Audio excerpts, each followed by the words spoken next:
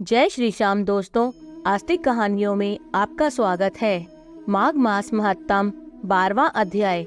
यमदूत कहने लगा कि जो कोई प्रसंगवश भी एकादशी के व्रत को करता है वह दुखों को प्राप्त नहीं होता।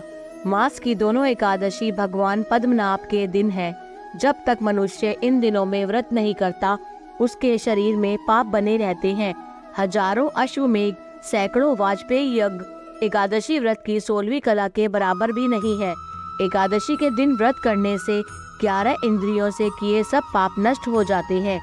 गंगा, गया, काशी, पुष्कर, कुरुक्षेत्र, यमुना और चंद्रभागा कोई भी एकादशी के तुल्य नहीं है। इस दिन व्रत करके मनुष्य अनायास ही बैकुंठ लोक को प्राप्त करता है।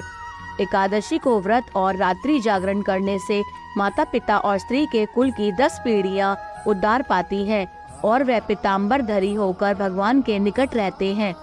बाल, युवा और वृद्ध सब तथा पापी भी व्रत करने से नरक में नहीं जाते। यमदूत कहता है कि हे वैश्य, मैं सूक्ष्म में तुमसे नरक से बचने का धर्म कहता हूँ।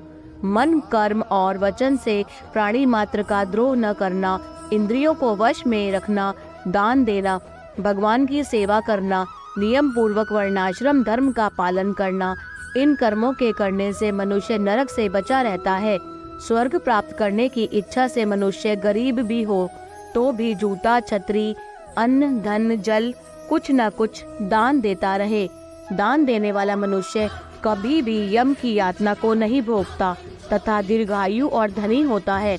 बहुत कहने से ही क्या, अधर्म से ही मनुष्य बुरी गति को प्राप्त होता है। मनुष्य सदैव धर्म के कार्यों से ही स्वर्ग प्राप्त कर सकता है। इसलिए बाल्यावस्था से ही धर्म के कार्यों का अभ्यास करना चाहिए। जय श्री श्याम।